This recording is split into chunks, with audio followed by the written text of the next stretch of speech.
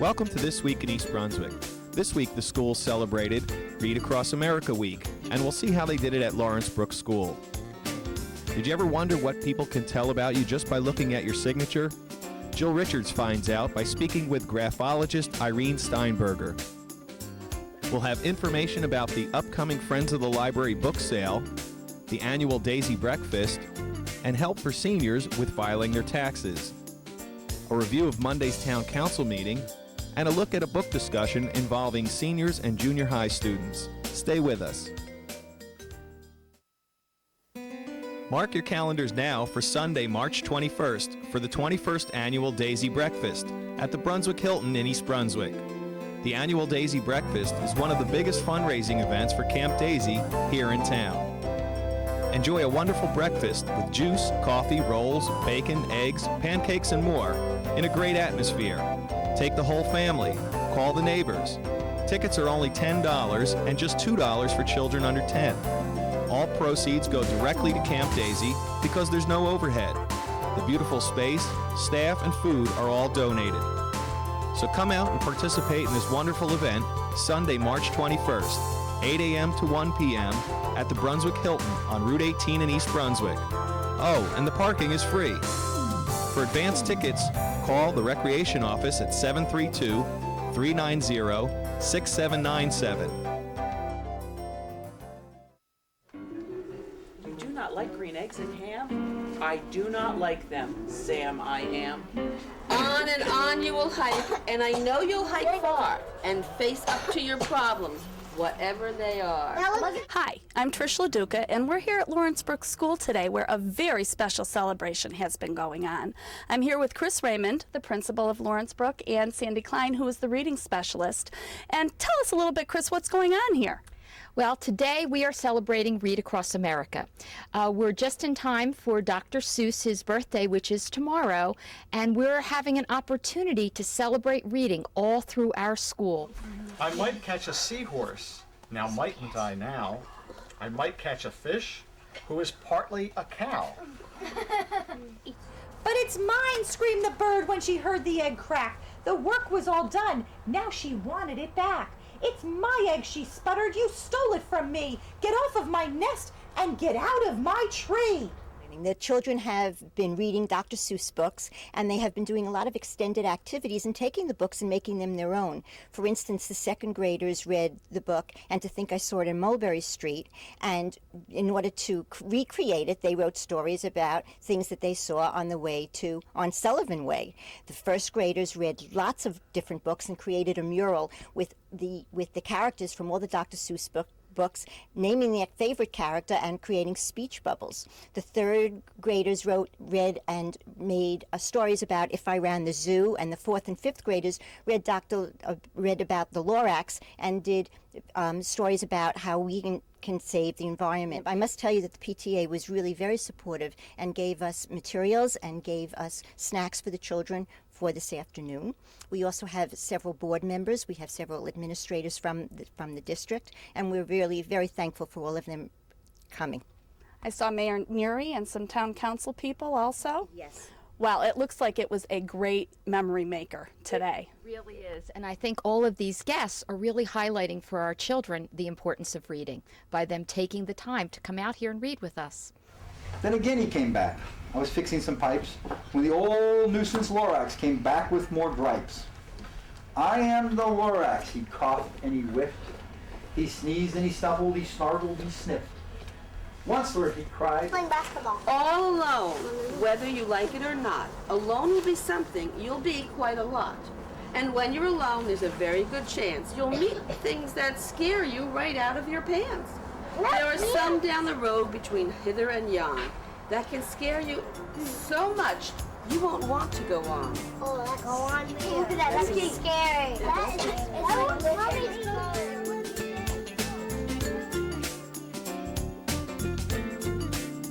The East Brunswick Friends of the Library's annual bargain book and media sale returns to Brunswick Square Mall on March 15th at 7 p.m. and continues during mall hours through March 21st. Browse through 50,000 books of all kinds for adults and children, plus videos, video games, CDs, audiobooks, and computer software, all at a fraction of their original cost. The excitement begins Monday night, March 15th at 7 p.m. at the Brunswick Square Mall on the JCPenney Court. There's a $1 admission fee for the first night only. Friends members are admitted free. Since the book sale is continually restocked, you'll find new titles every day, so be sure to plan return visits. There will also be free puppet shows for children on March 17th and 18th at 7 and 7:30 p.m. For the best buys of the year in books, videos, CDs, and so much more, come to the Friends of the Library's Bargain Book and Media Sale, March 15th through 21st at Brunswick Square Mall. Hi everybody, I'm Jill Richards with This Week in East Brunswick. We have a fascinating guest for you today. Her name, Irene Steinberger, and what she does, she is a professional handwriting analyst. Irene, this is so exciting. How did you ever tell us a little bit about your background and how you evolved into this profession. I started as a teenager because a friend gave me a book about how to win friends and influence people, and it included handwriting analysis, which fascinated me too.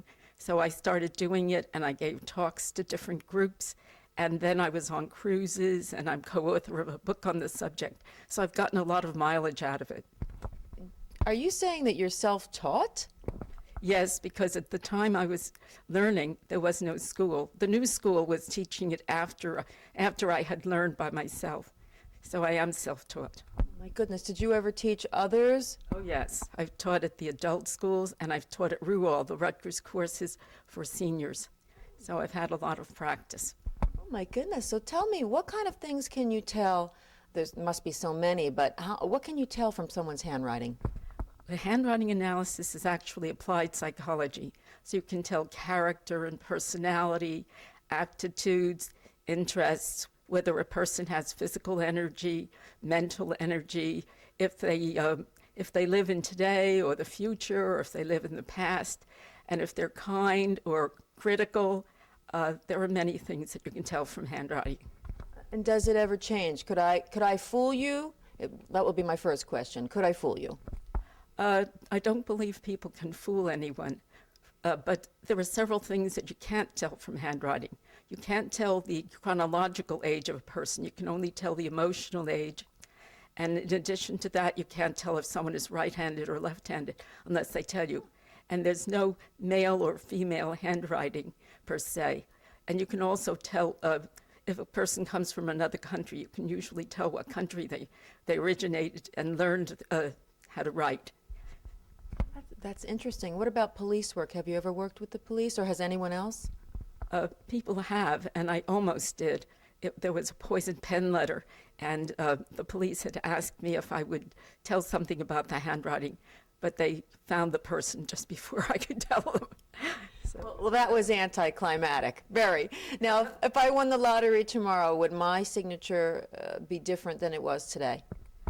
Possibly, because you'd be so cheerful, your handwriting would go up, and it would show how optimistic you felt. If I gave you a few samples right now, can you look at them and just tell our audience what makes you determine how someone is, their personality? Certainly.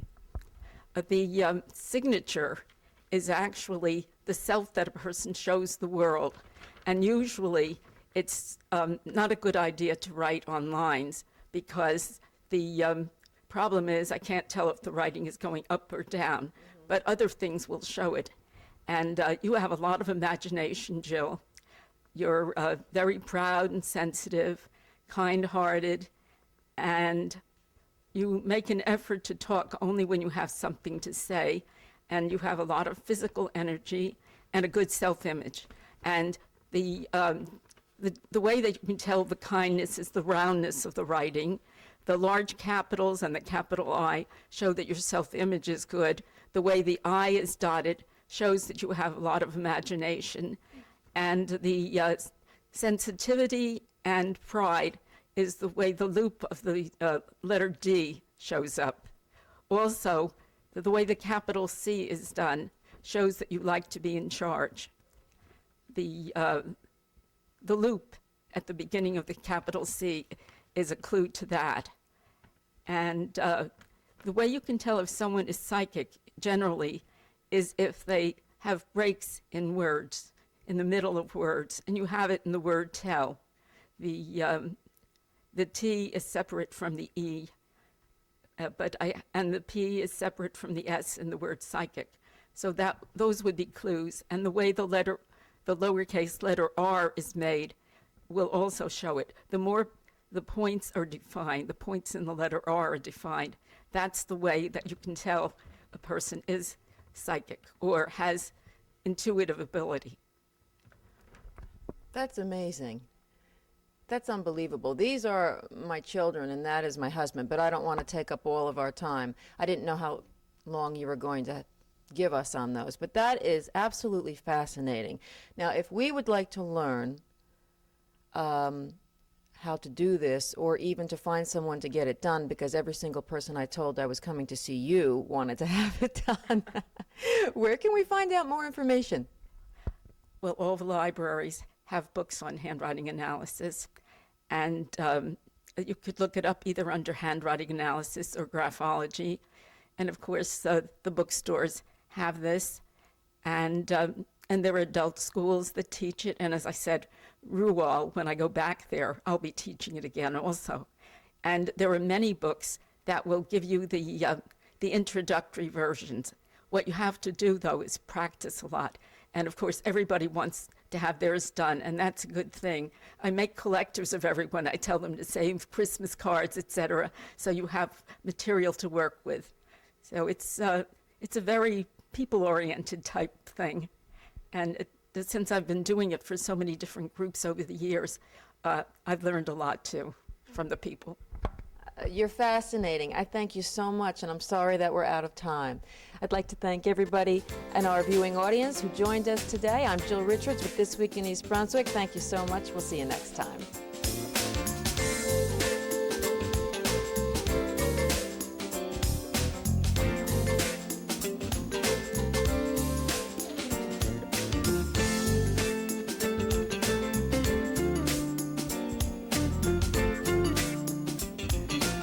Hi, I'm Sharon Riley Morosi, Assistant Director for the East Brunswick Department on Aging, and this is the Voice of Experience.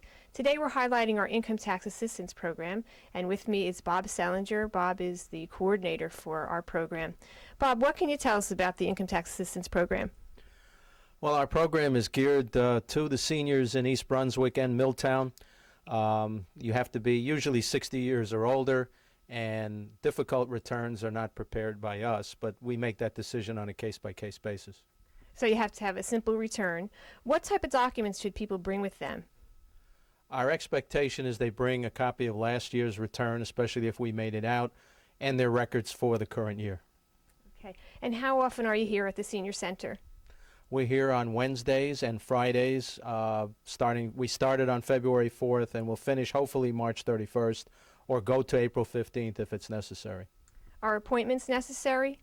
Appointments are definitely necessary. We schedule at 9:15, 10 o'clock, 10:45, and 11:30. Any other assistance provided? We also do the property tax reimbursement or PTR form for them. We've done their gold card, and whatever other assistance we can give them, we do. So if people need a PAD application filled out or Senior Gold, you do that also? We have done that, yes, this year. Yes, we do. Okay. Thank you, Bob. For more information about our Income Tax Assistance Program or to make an appointment, please call 732-390-6896. And please remember, the East Brunswick Department on Aging is here to help you and yours age successfully. At last Monday's Town Council meeting, the Council discussed the bus contract issue. We're no longer being sued by either one of the bus suppliers now. It's the case with the township has now been sent back to the township with recommendations that we do something in the future. This isn't a case, it's no longer a case with the attorneys representing both sides against the township. If the appeal is not taken up further by any other party, then the next time around, for instance, in terms of okay, I see what your question. Okay. when you're doing the bid specifications and you're going out again, then it would be different. But this one, it's still the potential for appeal, and you're still getting an update on it. The next Town Council meeting will be on Monday, March 8th.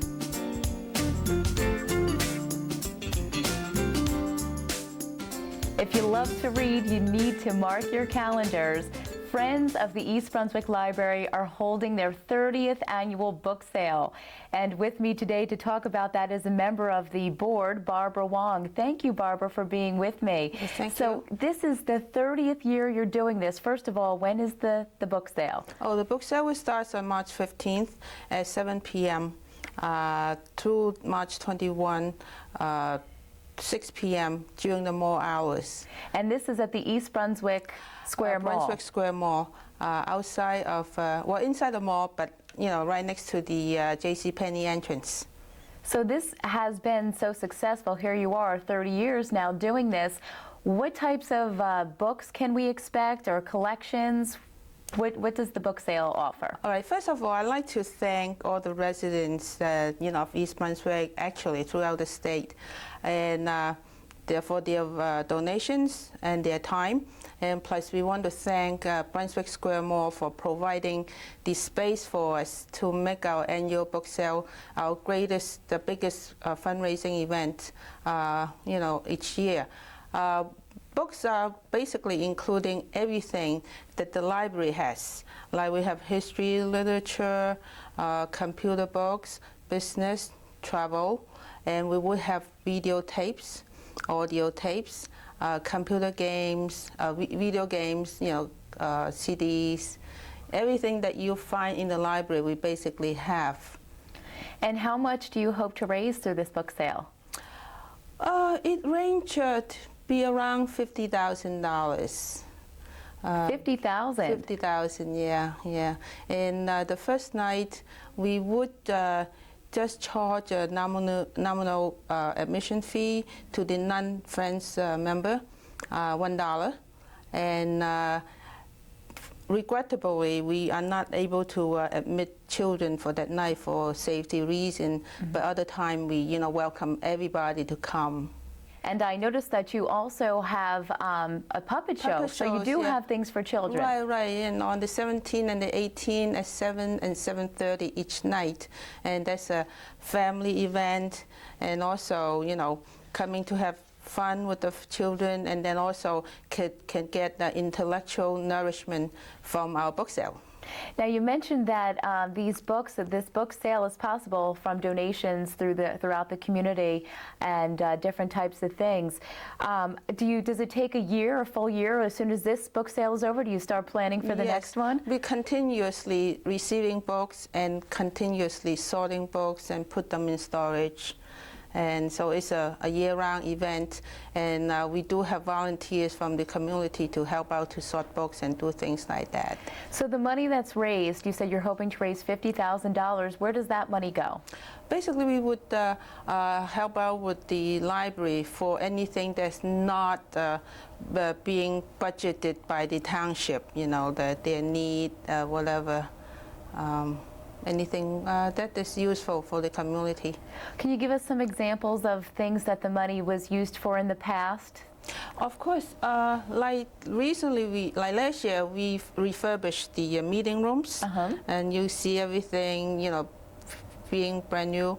And we buy CD racks and things like that. We also fund some of the library employees to travel to the national or the state library functions. This library is one of the nicest I've been in, so it speaks a lot of what the community must think and feel in order for them to do this and to make this event so successful. Obviously, they feel reading is important, and they want to keep the community a thriving community.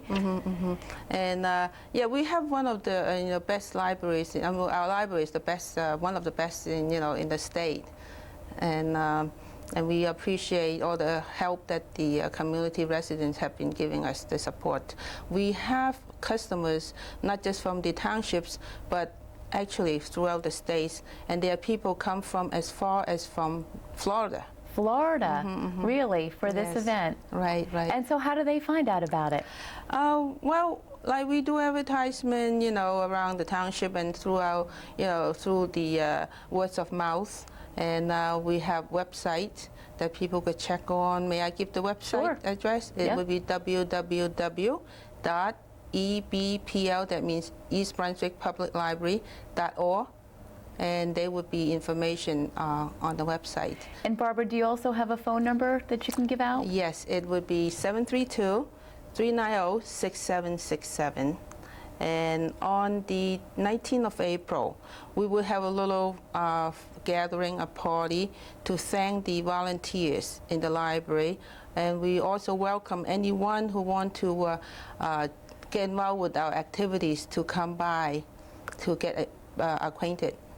Barbara, thank you very much for being with me It's today. my pleasure. For Making a Difference, I'm Diane de Oliveira.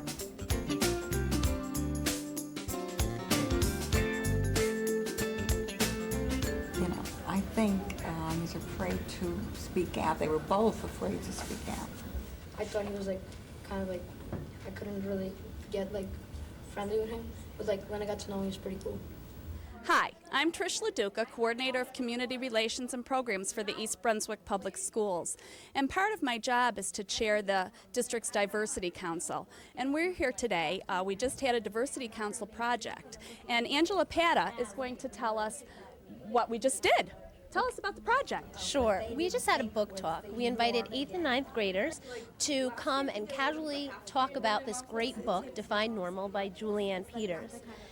Also, we had the seniors come from town and talk about the book. It was a hit. We pulled the chairs together and we talked about the meaning of the book, what is normal. And there were so many lessons learned, and it just started rolling. It was a great experience. Even the math teacher judged Jazz by her Yeah. appearance. It wasn't until she heard her play the piano that she changed her opinion, but she totally judged her by her appearance. That's been a difficult. Most of the time, I kind of dress like Jazz, kind of. But I kind of made a compromise with my parents not to every day. Like twice a week, I have to be normal. So this is the second year that the Diversity Council has had the book talk projects going on, and this year we added something new, and Sharon's going to tell us about that. Well, the Diversity Council thought that it would be add a new dimension to the book talk if we invited senior citizens to participate. And it also, this kind of program lends itself to our philosophy in the Department on Aging, that learning is lifelong. I know that the people that participated were very enthusiastic about it, and they had a good time today. They really played a major part in the book talks, which is a great thing. And the Diversity Council's goal really is to help educate the community on our diverse population and help us all appreciate each other's similarities and differences. And I think we did that today. The world, you compromise. In the world today, you have to compromise. Okay. But Jazz herself, she was a very stubborn person. Yeah. What happened though? Both of them were strong-willed.